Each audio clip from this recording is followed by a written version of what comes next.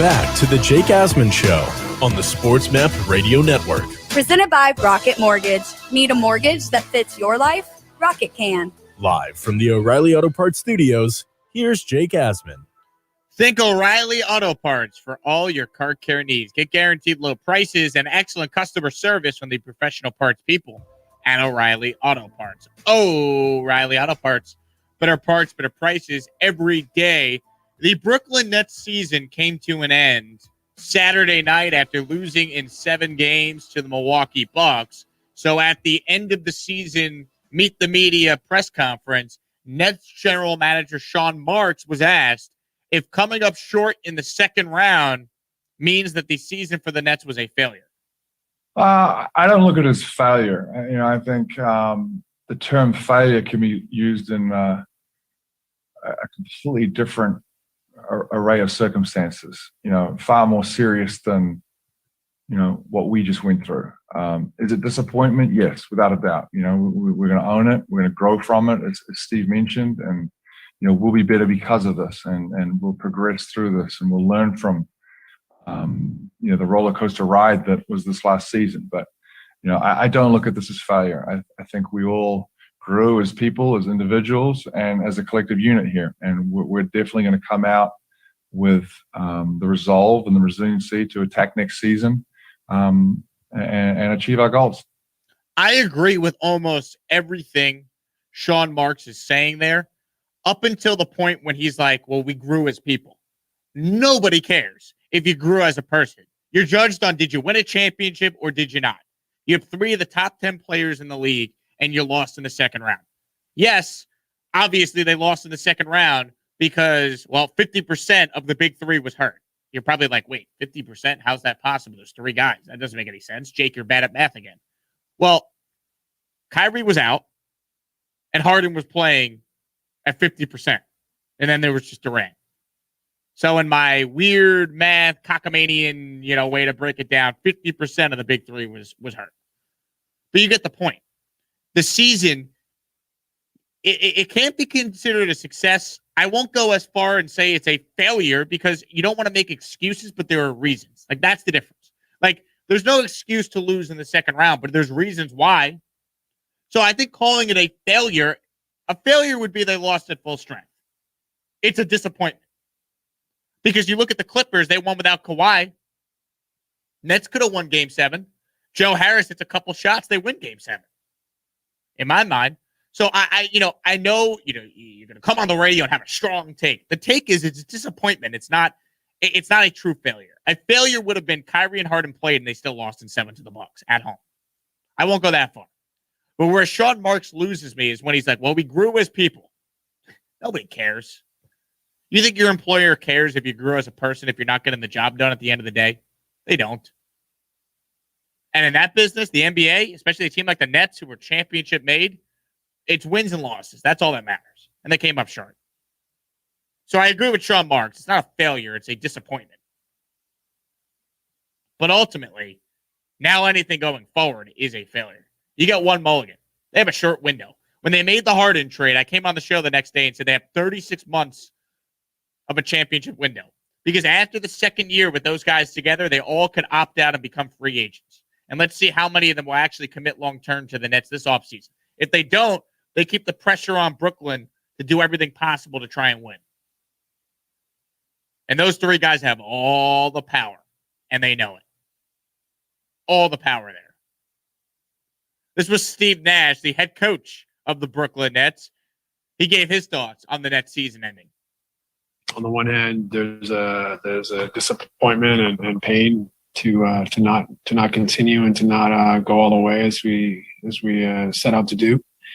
At the same time, look at all the adversity we faced, and then our team gave it absolutely everything they have. So we told the players, just how proud we are of the way they approached the season, the work they put in, the way they were able to overcome a lot of things and put us in a position to continue to play. Steve Nash leaves a lot to be desired. I think as a head coach, we don't know yet what he is. The reality is every move the Nets now make this offseason is going to be highly scrutinized because they have a finite amount of time to try and win a title. That's just a reality. And you look at this Nets team, there's not that many moves that they can make. The core of the team is the big three. And you could bring back Blake Griffin. You could try and, figure out a solution to what you want to do with DeAndre Jordan, who gave you nothing in these playoffs. He was a liability out there. They couldn't even play him. But the roster for the Nets is basically coming back. I mean, the Nets kind of are what they are. Like, if they were healthy, I think they beat the Milwaukee Bucks.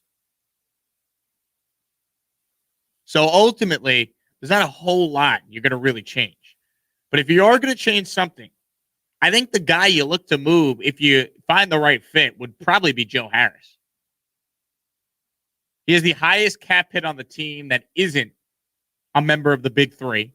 It's about $17 million, so it's not crazy. It makes him tradable. He led the NBA in three-point percentage. And I think you could argue that while Joe Harris is a strength of the team, he's a good player, plays hard.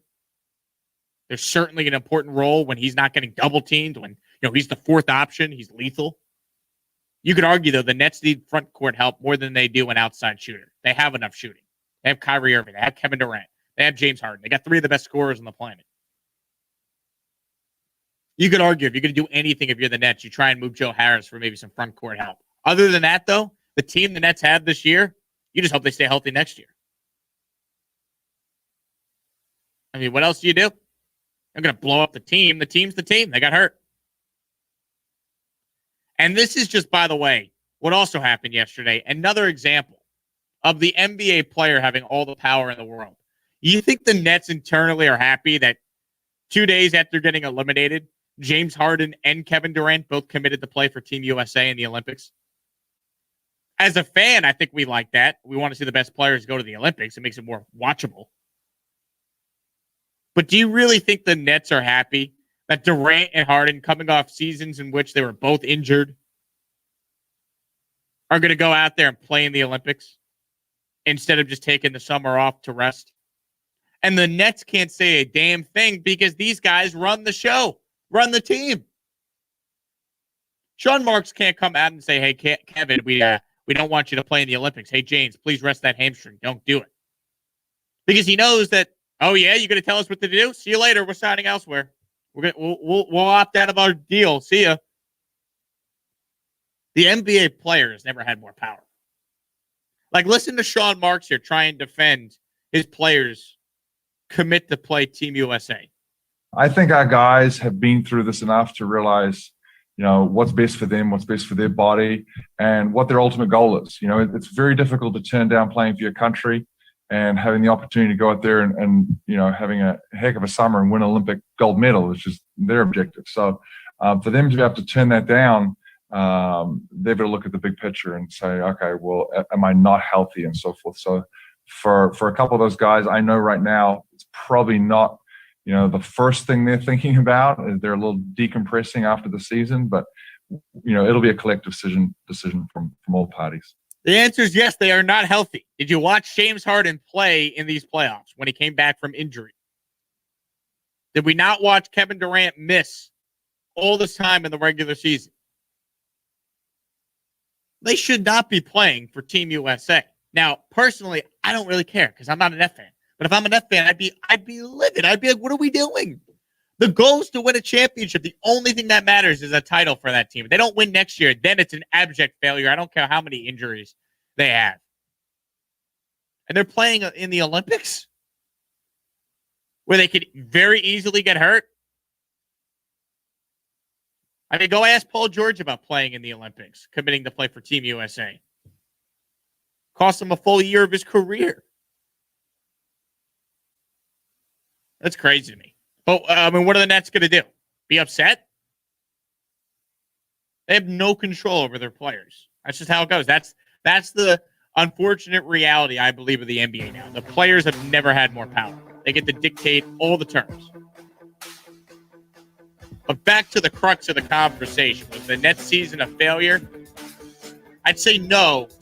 It's a disappointment. If they lose next year, I don't care how it happens, though. Then it's a failure. Because you know what? Durability is accountability and dependability. They got to be out there. They got to figure out why they got hurt this year and they got to stay on the court, period.